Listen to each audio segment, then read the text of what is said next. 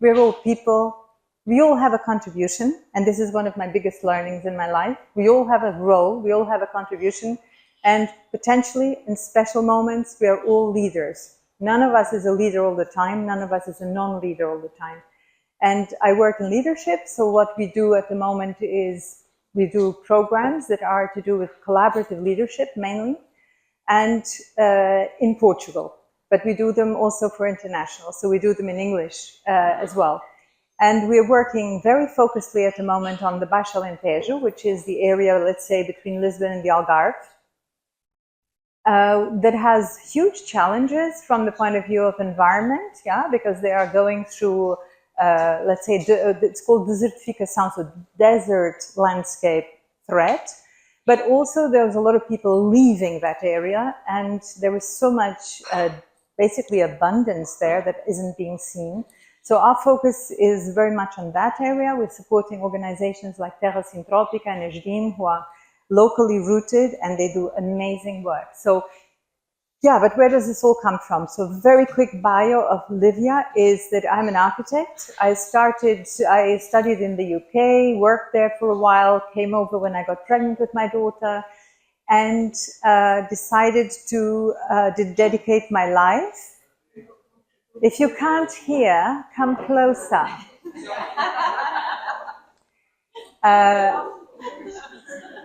I decided to dedicate my life to sustainability and to sustainable architecture. At the time, I'm talking about the late 80s, there was nothing. People were thinking we were crazy. Banks said, what, you want to do sustainable buildings? You have to pay more for the borrowing that you're doing, because that's not what the market wants. So there is this thing, when you're in the space of innovation or leadership, whatever you want to call it, there is this thing of what comes first, right? We did everything wrong. We went first on everything. We ended up doing 30 years, more than 200 buildings, and proving that sustainable buildings in Portugal mean that buildings can be unplugged from the grid when we're talking about comfort. So in this climate, and probably also in California and other Mediterranean-like climates, you can build in a way that the building, by the way it's built, by its building envelope, can be comfortable all year round without accessing unrenewable resources. This goes for housing. So this is about the living. When we put so many people in one space, the story is a little bit different. Then you need some help from mechanical comfort supporting devices. So I learned this. I also learned that people were very curious and were going online. Our website in 1998 had 1 million hits per month. People were really interested in downloading information, getting drawings that we did everything open source. So all our building details were just offered online for whoever wanted to use them. It didn't change reality. We did more than 30 workshops and lectures per year until 2013. It didn't change reality. So, and then the crisis had its impact. So I ended up coming out of the world of real estate promotion and architecture and looked for a world that could help me change the world. And that was, for me, going into mindset shifting. So if the mindset shifts first, the world can change. If we decide to change something, if you decided today not to give attention to the drama in social media, tomorrow social media would have to reinvent itself. This is how much power each one of us have. But because we go for the flow and we go for what's easy, we are actually supporting a lot of things that probably, if we're asked rationally, we don't agree with. So, doing a lot of thinking about what is the world that I would like to live in, I started, all of a sudden, I found myself in this space of a totally good future. Why shouldn't we be living in a world that we actually identify with on every level? Why are we living in a world where there's wars happening, there's people in poverty? Why? We're all capable. We're individuals who have so much talent and so much knowledge nowadays through what happened in the last. It's very interesting. If you go to a village in Portugal, I can still talk to old ladies and gentlemen, of course, who started off barefoot no radio, nothing in the village. And in their lifetime, they are now addicted to telenovelas, soap operas and stuff like that. So a lot of change has happened over the recent past, which means probably a lot of change can still happen in the recent or short future. And this opened my mind to a thinking, which is, if the future is not written in stone, nobody can tell us it is, right? Why can't we design it? Why can't we be the ones that wish it, that dream it, that put it in place? Yeah? So this is what we're going to talk about today. We're going to talk about how we can learn from everything that we've done in our lives up to now, but actually shift it into only the best is okay. Only the totally good future is okay. Because why should we be compromising? The future is here to be molded. So this drawing is just a little bit of inspiration for you, because I created a kind of framework to get away from the things that limit us. There's a lot of limiting beliefs that we are growing up with and that we're being trained with because it's safer for society that we keep in certain patterns of behavior. But so to get a little bit away from that, I created this model, which is basically 4 quadrants we're going to address. We have, what about resources? So the left top quadrant is about resources. Can we just exist from renewable resources? Well, I can tell you that in the Mediterranean climate region or similar climates, you can. We have thousands of times more energy available, solar energy and other energy. We have so much more water than we are sensibly using, and we still go to the toilet and flush drinking water down the toilet every time we pee, which is unacceptable. This is the crime of the century, for sure. Once it's going to be, articulated, we will all be very guilty for that. Our children and grandchildren will look at us as the criminals. I'm aware of that. But also we have other resources like the food system. How is it possible that the food system has more than 30% waste before it even reaches your household? And we're also all being poisoned by our food. Most of us have got some illness that is food related, something that is not to do with contagious illness, let's say, that is to do with, diabetes, obesity, lots of cardiovascular illnesses come from food, even respiratory illnesses come from. So why don't we also look at the food space as a space that can be building that totally good future rather than eliminating possibilities, right? So all of the resources topic is here. Why am I introducing you the 4 quadrants is because I'm going to ask you in a bit to work together in groups, 5 people, each group, more or less, and I'm going to ask you to choose one of them because we don't have time to go across all of them. So resources is one challenge. What is a totally good future in resources? What does that mean? Yeah. Then we have how we spend our time. So Irina was telling me now that she barely has time to do all her work, plus her hobbies, which include this wonderful, thank you, hobby. But she also told me this is what she likes to do best. Right? So when we're spending our time in what we like to do, this is what we're talking about here. We're talking about spending our time in our purpose. Yeah? So how much time are we spending today in activities that are nothing to do with our purpose? And why the hell should we be doing that? What is the advantage of it? Is it really an added value to society? And also we are, very close to getting a lot more of the boring work being able to be done by not humans. So maybe we should rethink a little bit what our time should be spent on 2 levels, right? So one is purpose, where what am I doing in my life that actually touches my purpose or expresses my purpose? And on the other hand is what of the activities of my life are actually contributing, adding value to society's well-being? There's a lot more to say, but this is how we spend our time. The next quadrant is dignity. And dignity is about inclusion and about interdependency. I used to think my mother was half German and she educated me with focus on being independent. If you don't need other people, it's good, right? And I grew up like that and developed like that. But then I worked for 3.5 years on a social intervention project called Mitra. And in that space, I really understood, no, it's not about independence, it's about interdependence. So if one guy can tie his shoelaces, but he can't count money, but the older guy can't tie his shoelaces, but he can count money, maybe there can be collaborations that people can actually support each other and become a broader unit. And I think this whole idea of us being broader units, community, has a lot to say about synergy and about the way this world can become prosperous. So it's not about what we individually can or can't achieve. It's about a collective.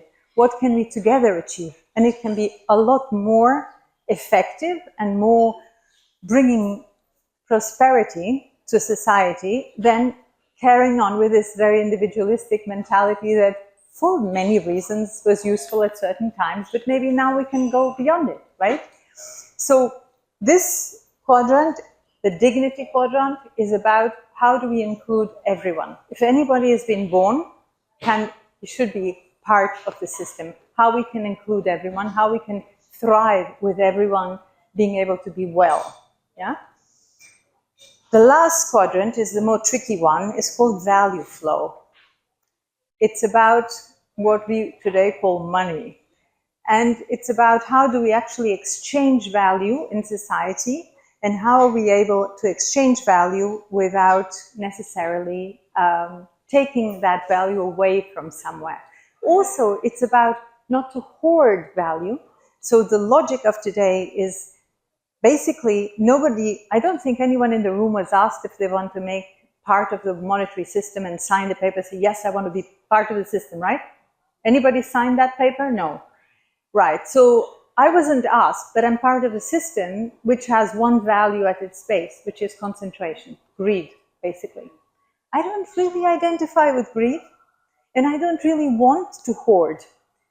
So, what if we had a system that actually was like, you know, that saying that, oh, that person spends money as if it would burn in their pocket. What if we had a system where value had to be always in flow? The minute you use it for a bit, you have to put it back in the system. So understanding that there are perhaps much more prosperity encouraging dynamics that we could be bringing into our system, right? So I've introduced you the 4 quadrants. Is anybody feeling one is more attractive than another, that they would like to work on it? So maybe I would say the group here, who sits here, could look at value flow, yeah? The group here could look at resources, okay? The group there could look at dignity, and the group back there, but you can shift, you can go anywhere. And the last group will look at how do we spend our time, yeah? So we have these locations. It's easier because now you just move. So time, dignity, resources, and value flow. Okay? And you just spend the next 10 minutes, 15 minutes trying to understand what is that totally good future in that dimension that could be true in 2050, imagine. Okay? So 2050, totally good future in the quadrant that I just gave you. But you can address other quadrants as well. And then we share. Deal? Deal. Value flow, resources, dignity, and time. And you can shift wherever you like. Time with people, we want to spend time in community, we want to be more connected to our emotions, we want to make decisions based on what makes us happy, time with friends. Huh? Cooking? Yeah. No, she doesn't want to cook, she wants outsourcing cooking. So basically, using AI to replace the tasks we don't want to do, but focusing on time with others so that we can achieve our purpose, and also be in more creative activities or leisure activities that bring us joy and happiness. Thank you. In resources, again, we, as you mentioned, really struggled to get to what was totally good and focused a lot on how do we get there, which I think was also very informative as well. But we had a couple different ideas, like veganism, growing your own fruits and vegetables, using spaces that don't already have those kinds of capabilities. So like even walls on buildings. You can grow vertical farms and have no extra space taken. We have how do you generate energy for all different people? Like in the future, we're going to have windows that can have solar generation. So why do we need to like rely on any sort of large machine to like help us do these kinds of things? And we're also living in the future, right? So we're going to have drones. We're going to have all sorts of different technologies to help us pick and utilize our fruits and vegetables for us, and help us like provide all the food that we need. One important thing is that I don't know if this is exactly part of resources, but we wanted like more area to walk around, more area to like observe and see. Yeah. And then the idea of the importance of like everything shouldn't be more than 15 minutes away. It should be really close as possible, and everyone has a different responsibility, as you were mentioning before, about collecting and providing for their community. When I listen to the others, I feel like dignity holds it all together. That's what I see. It's an ethical question. It's an ethical discussion. It's a discussion of consciousness, and we have found that dignity could be kind of another word for dignity is divinity. So it's our consciousness. And Truth was mentioning that the work starts in and on ourselves first, so that we can, actually live into what we have just suggested, to be more emotional, to be more connected, to bring things into the world that are actually supportive for all of us.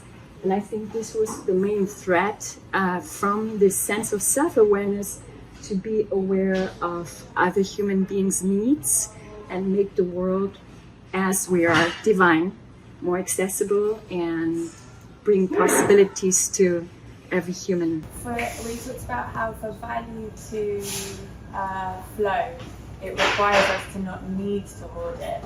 And currently we hoard because of scarcity mindset and actual scarcity of resources.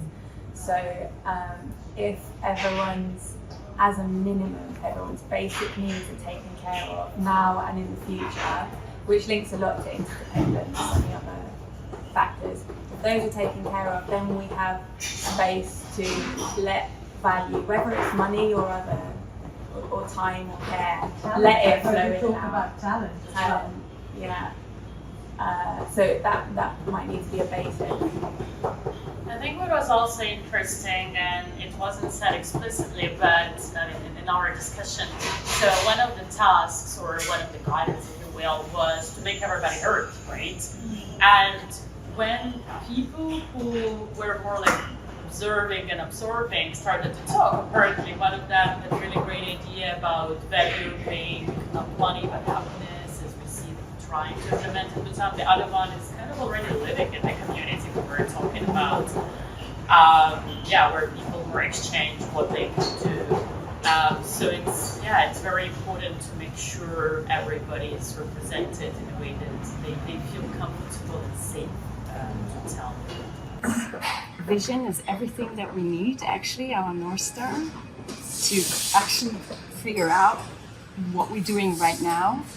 And I love the discussion, but it's also so challenging.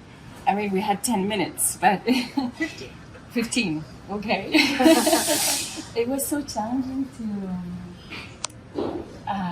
to see where we have common ground. And for that, I think that is the starting point for us to actually unfold collectively. And I found the ideas we're having were phenomenal, but at the same time, I could feel that we are not in the same boat yet. Yeah, so last remarks, I would say, first of all, use your totally good future muscle. You'll be so much more powerful if that is well trained. The other is about all the insights that were brought here, not only by the group you're in, but the other groups. Is there anything you can put in practice from today in your life?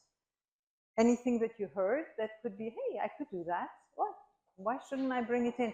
So the idea is that 2050 is tomorrow, and maybe some of these aspects that you realize in 15 minutes that are relevant to you, maybe you can bring them into your life. And as you know, life is precious.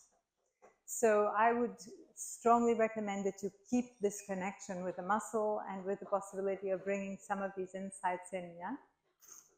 Okay, that's me. If you want to contact us, you can always ask Irina, because I forgot I didn't put my email, sorry.